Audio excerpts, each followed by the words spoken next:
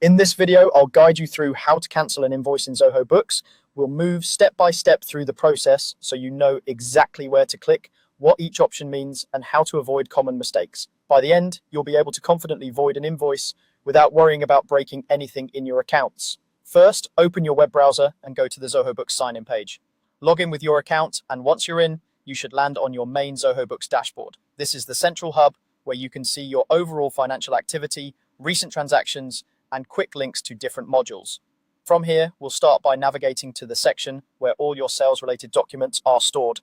Look at the left-hand side of the screen for the main navigation panel. Today, I'll show you how to get there by clicking on the sales module. This is usually labeled sales, and it's the place where you manage invoices, estimates, recurring invoices, and other customer-facing documents. Once you're in the sales module, the next step is to access your list of invoices.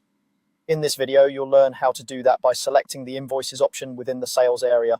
When you click invoices, Zoho Books will display a table of all your invoices, including draft invoices, sent invoices, paid ones, and any that may already be voided or cancelled. You can usually see the invoice number, customer name, date, amount, and current status in this list.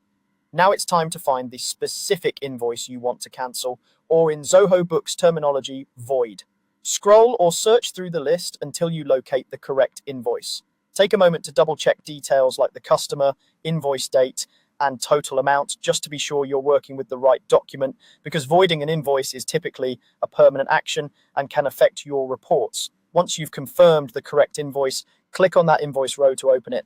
I'm going to walk you through how to do this carefully. When the invoice opens, you'll see a detailed view with all the line items, tax information, and actions available at the top or near the corners of the page. To access more actions, look for the three vertical dots, sometimes called the More Options menu. This icon is often found near the top of the invoice page, close to buttons like Edit, Print, or Email. I'll show you the easiest way to proceed from here. Click on those three dots to open a small drop-down menu with additional options. In that drop-down menu, look for the option labeled Void. This is the command Zoho Books uses instead of cancel to mark an invoice as no longer valid. Click the Void option. Zoho Books may show you a confirmation message asking if you're sure you want to void this invoice.